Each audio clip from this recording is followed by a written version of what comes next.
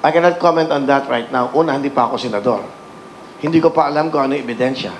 Hindi ko pa alam kung ano yung mga mangyayari. Kailangan makita ko muna yung reklamo.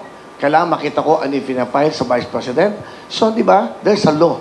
May constitution. I will follow the law. I will not follow my emotion, my friendship, kung kanino man. Ang susundin ko dito, kung ano yung sinasabi ng batas at kung ano yung ebidensya. Kung guilty, di, ano gagawin ko? Di ba? Susundin ko yung tama. Pero kung di guilty, di doon ako sa hindi guilty. Mahirap kasi mag-comment right now. Una, I just wanna tell you, hindi pa ako nakaupo sa Senado. So it's hard to comment on the impeachment. At wala pa akong nahahawakang reklamo about ano. Even the Senate President, hindi ba nga, kailangan daw yan sa June 2 na gawin para malaman natin lahat ng reklamo.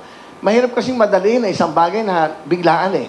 Pinag-aaralan niya. Sa katandaan niyo po ito, ayun, yan din siya, pangalawang presidente. Pangalawa, vice presidente po ang kinakasuhan dito. Napakabigat na decision ito sa bawat senador. Actually, alam ko, impeached na siya sa Congress, pero is she guilty? Hindi pa eh. Wala pa eh. Wala pang mga trial. So about the impeachment, I'm sorry, I cannot comment on that. I don't have the evidence, and I don't know what's the cause of this impeachment. Yun lang. Thank you. Ayoko naman maging confident na panalo na ako. So mahirap naman maging ano muna. Siyempre gusto ko muna makikita yung talagang I'm with the senators, no? Well, about dun sa, siyempre pag-aalalan mo to. Ngayon, nasa isip ko na, sino yung mga gagaling na abogadong kukuhanin ko, the young and the seniors, para makontribute sa amin. Alam mo, sa totoo lang, hindi naman ako magdidesisyon dito basta-basta. You have your team, you have your legal team. So lahat ng ito, hindi pa pag-aaralan nyo. Tama ba to? Ano ba ang batas dito? Ano ba dapat natin gawin? Ano ba magiging decision ko dito?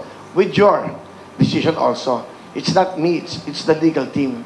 Doon sa magiging team namin. And of course, kung magiging one of the judges ko, di ba, jurors ka ng Senate, mag-uusap-usap kayong 24 senators.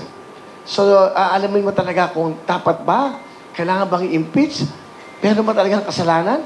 So, aaralin natin. Pero, maganda yung tanong mo, in my mind, siyempre dapat prepared ka. Kaya lang, wala pa akong pinangahawakan about the impeachment.